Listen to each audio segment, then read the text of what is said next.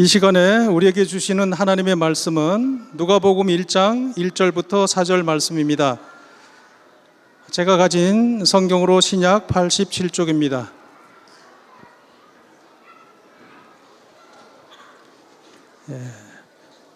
누가복음 1장 1절부터 4절 말씀을 제가 봉독하겠습니다.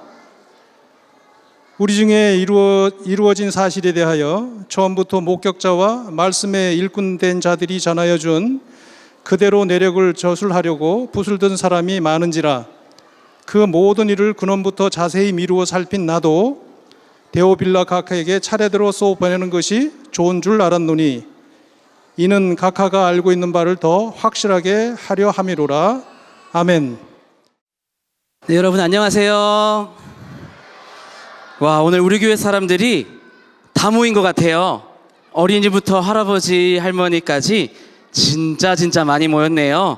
그런데 여러분, 오늘 이 시간까지 어쩐 일로 이렇게 다들 모이셨어요?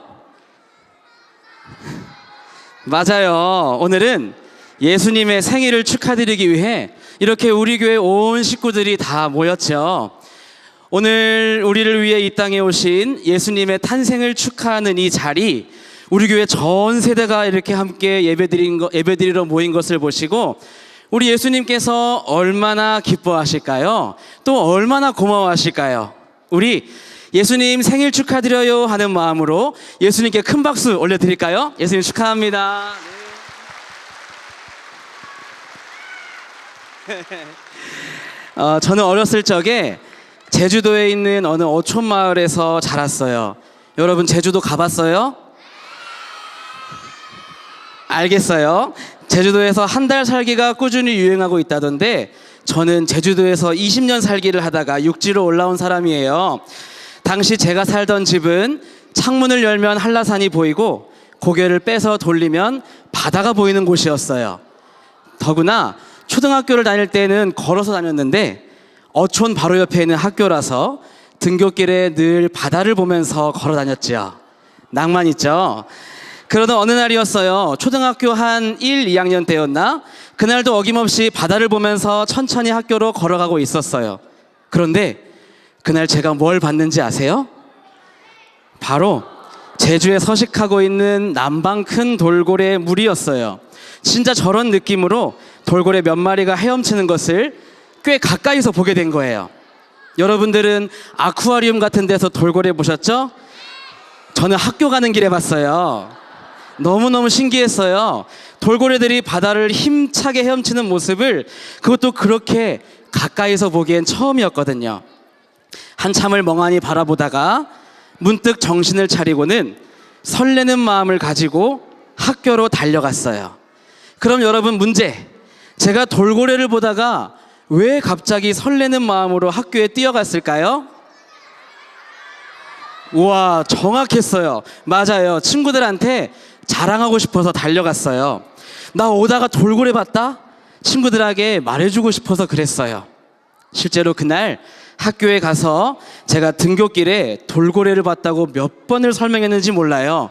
다들 촌 아이들이니까 우와 좋았겠다, 나도 보고 싶다 하면서 부러워했었죠. 여러분, 오늘 예수님 생일잔치라고 우리가 성탄 축하 발표회로 모였는데 왜 뜬금없이 돌고래 본 이야기를 했는지 궁금하지 않으세요?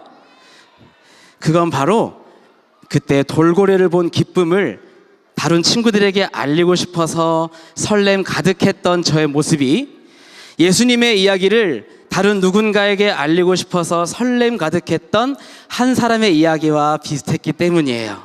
오늘 여러분께 소개합니다. 오늘 우리가 읽었던 말씀은 누가복음이에요. 혹시 여러분 이 누가복음을 누가 썼는지 아세요?